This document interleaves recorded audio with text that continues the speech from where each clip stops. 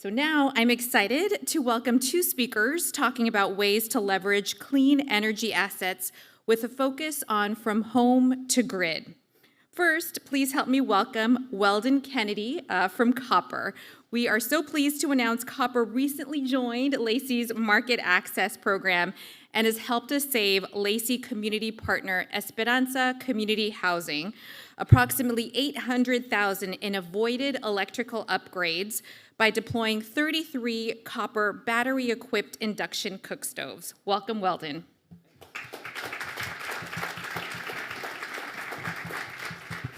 Thanks. All right, everyone limber up your arms a little bit because I have some hand raising I'm going to ask you to do, all right? I have a clicker too. Let's see if it goes. All right, here we go. All right, so first question, who here lives in a dwelling that has a fossil fuel burning appliance in it, right? That could be a stove, water heater. Yeah, look at that. None of this elbow stuff. I want those arms up, right? Because we're going to keep them up for a second. Thank you.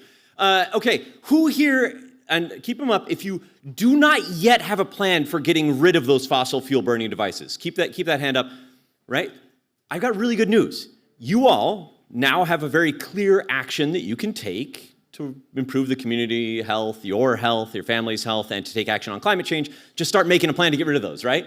And that's it. That's the energy transition, right? It's a pretty simple thing. All we have to do is deploy 1 billion electric machines, and it will cost a roughly conservative mere $10 trillion. So you all here are now a part of that in this room.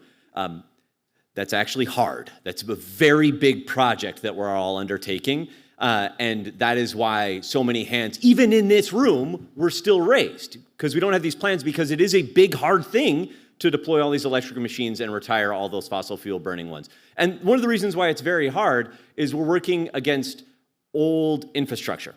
Right, so let's take the story of Esperanza Community Housing and why we saved them $800,000. You look at a place like that where you have 33 units, and you have 40 or 60 amps per unit. So normally an electric range to go in there to retire the gas ranges requires a 50 amp breaker on a 240 line, right? So you're roughly doubling the electrical capacity needed for that building, and then you're running wire into that building. You're going to also find out at that point, depending on when the building was built, if there's lead paint on the walls or if there's asbestos behind the stove. These are both common things. And so you would have tenant dislocation to do that installation to run that new wiring. You're doing panel upgrades for each individual unit. You're doing a service upgrade probably for the building and potentially a transformer upgrade. Now scale that out and you get multiple buildings in the neighborhood and your utilities are start doing major infrastructure upgrades to serve each individual building, which roughly doubled its capacity requirements. And then all those utility upgrades get passed on to everyone in the forms of higher rates because we have to pay for those somehow. So as we do all of that infrastructure work, our energy costs go up as well. So it's a big, hard problem, right? And I wonder if I can get everyone to do another hand raising here. All of that exists so that we can turn on our stoves at once with maximum power. So you can turn it all the way to 10 kilowatts if it's on a 240 on a 50 amp breaker, 10 kilowatts. Who here remembers the last time they turned their stove all the way up, every part of the stove to maximum power? No one's done that? I was hoping to see if hands. Oh, rough go. Right? So it's crazy. We're building this infrastructure for something that never happens, but we can't really, I don't think it works for us to say, hey, you know what, let's actually build for the real case. We need to continue to build a world in which people feel like, hey, I'm not giving anything up in electrification. I can turn everything on. I can have that abundant life because that's the thing that we're going to need. We can't sell people on having less to build the future. We need to have a comfortable life. So how are we going to do this? What if instead of rewiring all these buildings and doing all this electrical work and drywall work and yada, yada, yada, what if instead it was just someone came in and took out the old stoves and put in the new stoves?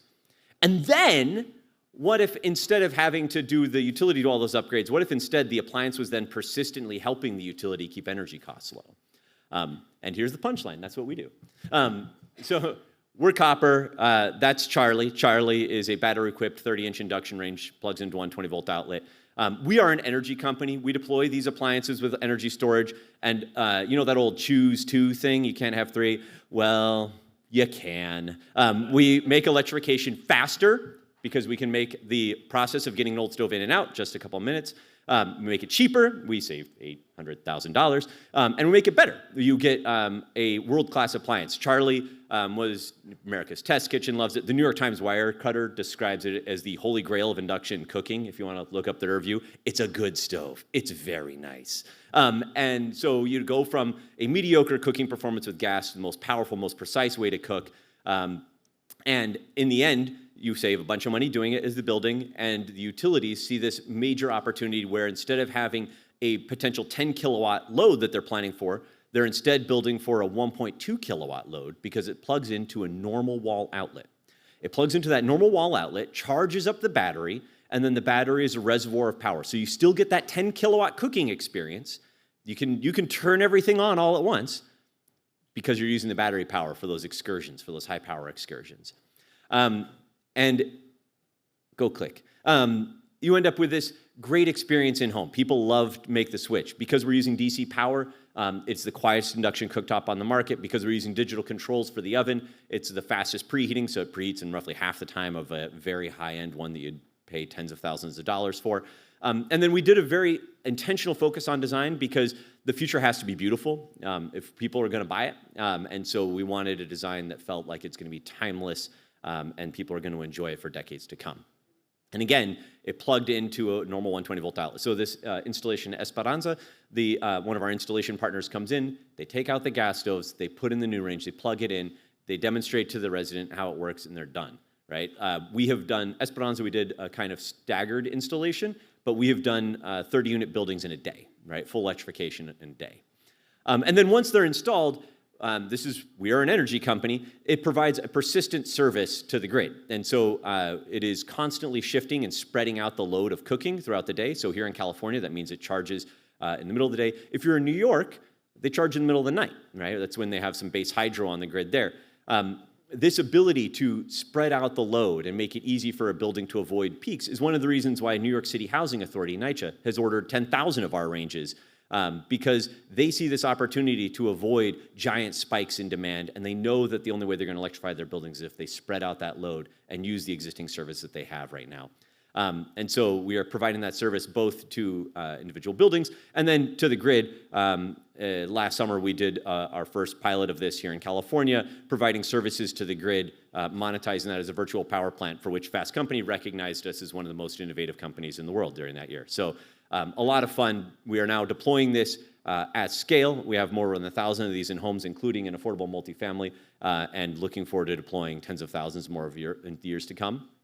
And so my hope for 2028, we were told we had to close with like what's our vision for 2028? All of you that raised your hand, I hope that if someone comes to this stage and asks that question again in 2028, that everyone puts their hands down when it says if you don't have a plan, right? Because I want everyone to have a plan and know how they can electrify their home or talk to their landlord about how to electrify their building, because it is possible. We have the tools, we have the resources, we have the technology, people. And so getting everyone the ability to say very clearly, yes, I know how we're decarbonizing our built environment. I want to be working with you on that.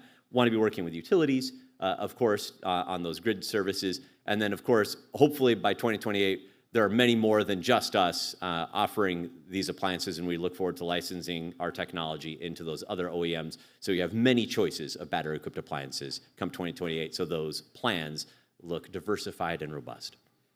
So yeah, thank you very much.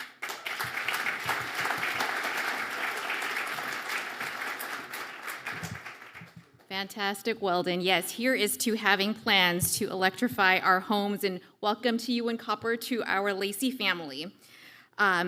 Next up, please help me to welcome Mabell Garcia Paine from Carrier Energy.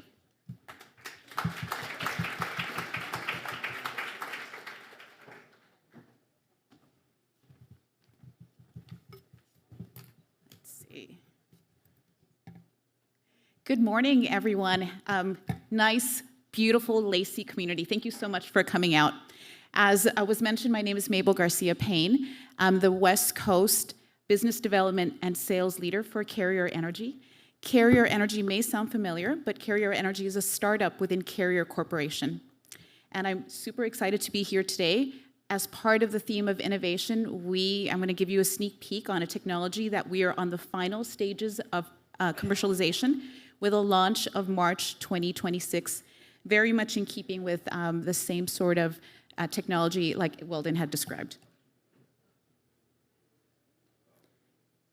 So I'll start with something rather local.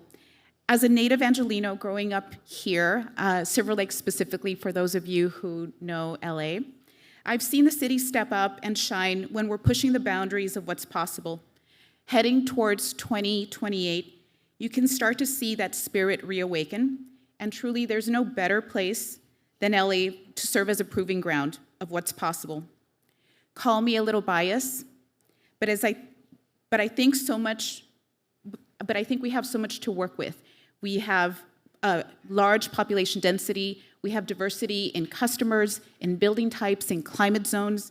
We have world-class utilities that are the backbone for the tremendous economic engine that is Southern California.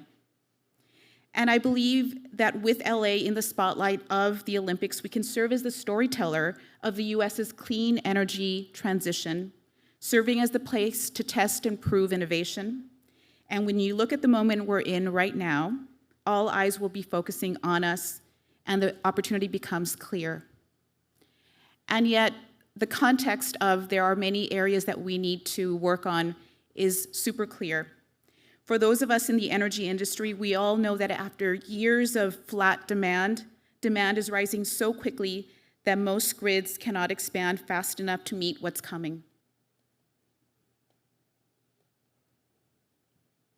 In Southern California, that load growth isn't coming from data centers, even though data centers are being built here. The cost of energy is just too expensive for most. But load growth is coming from housing, EVs, electrification, and warehousing. Can we rely on traditional infrastructure upgrades, the ones that Weldon had described, to address these high levels of demand? And how do we accommodate the high but temporary load growth caused by this world-class phenomenon that will be happening across our region? Unfortunately, we know that the answer is no. Traditional infrastructure's timelines are just too long, and we just don't have that time. So the next question becomes, where can we find new capacity quickly, affordably, and at scale using the infrastructure we already have? And we think about, where can we innovate? Can we innovate in capitalizing on the utilities customer base, and not only on the grid? And to us, that starts with a simple idea. What if one of the biggest untapped energy resources is already sitting in our homes? So here's what most people don't realize about heating, ventilation, and air conditioning, HVAC, which is the industry that Carrier is a dominant player in. HVAC is 40 to 60% of a household's peak electricity demand. Nationally, Carrier's installed base represents about 100 gigawatts of potentially controllable load. And in the LA region alone, we have over 650,000 Carrier systems, residential Carrier systems, representing nearly 240 megawatts. This makes HVAC one of the single largest levers that utilities can pull to flatten peak and relieve strain on the electrical grid.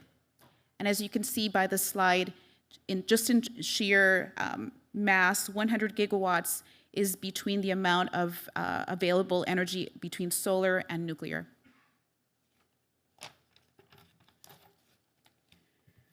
So that's exactly where Carrier Energy is focused, this startup within Carrier Corporation. We are reimagining how HVAC operates, not as a peak load driver, but as a leader in load flexibility and active participant in grid management. So I had mentioned that I was going to give you a sneak peek as to the technology that we're developing. So the idea is simple. Carrier Energy is developing a variable speed heat pump that is battery enabled. Battery at this stage for Gen 1 is going to be a 5 kilowatt battery.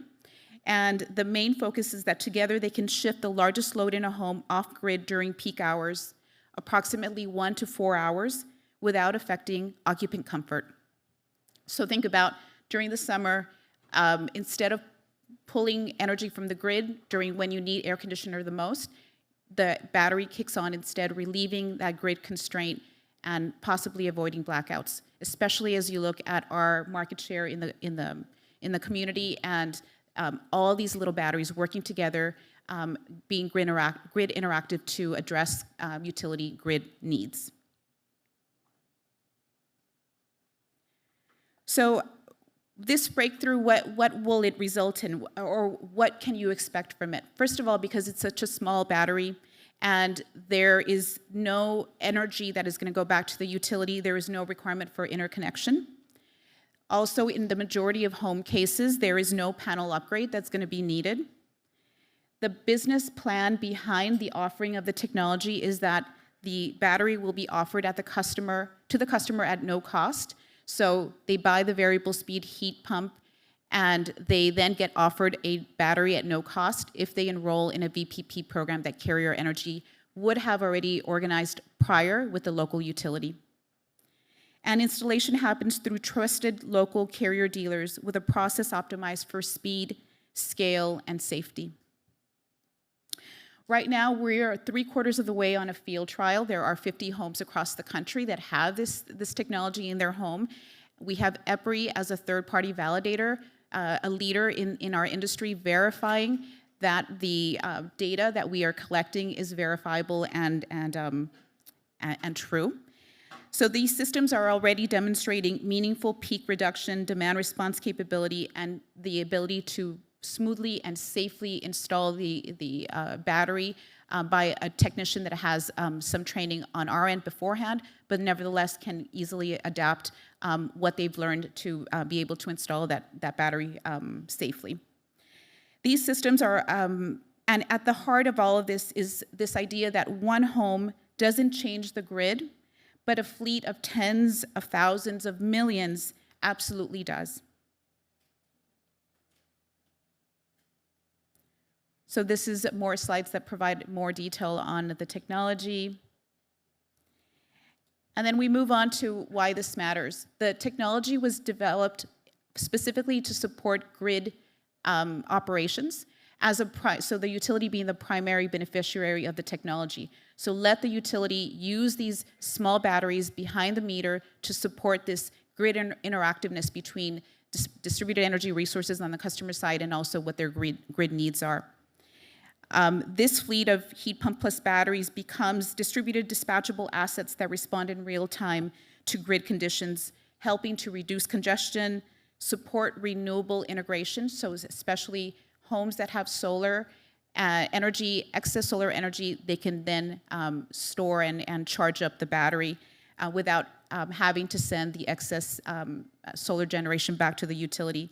And it increases utility asset utilization. As one utility told us, 40 to 50% asset utilization, which is super common among utilities, but so not common in the private sector, is something that they want to change. They need to increase that utilization, but as smooth as possible, not with the peaks that we are currently seeing.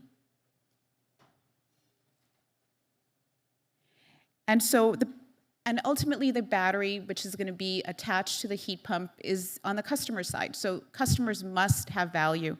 And number one, the main value driver is customer comfort. Comfort stays the same. Think about the last time that there was a demand response event. You may have participated at a certain point. About 15 minutes in, you start getting uncomfortable. With a battery, you can keep your home as cool as you need, and the battery can then have a duration of up to 4 hours, and your customer comfort isn't mitigated, which allows the assurity and reliability that the utility needs, much more so than a traditional demand response program. Customers will also get bill savings become possible. We work with each utility because utility rates are very complicated. So when we look at the utility rate structures of residential customers and then elements such as time of use rates and dynamic rates, there's benefits there for the customer. And then finally, for the workforce, we're upskilling technicians and dealers through our national distributor and dealer ecosystem to know how to install the battery. So Carrier is redesigning how HVAC operates, making it fundamentally more grid-friendly and resilient. By 2030, we're aiming to shift up to 4 gigawatts of energy through battery-enabled HVAC. And what makes this model so powerful is that it grows through the natural replacement cycle. Most HVAC is changed out between 10 to 12 years. So nationally, every year, 2.5 million homes will be replacing their HVAC systems. When these replacements become battery-enabled heat pumps, the flexible fleet grows automatically in support of the grid. And so that's national, but in LA, we can lead. We can start doing this, working in collaboration with our local utilities. In closing, LA has always been a place where ambitious ideas become reality.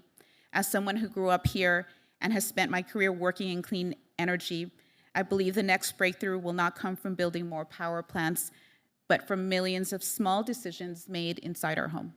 Thank you so much.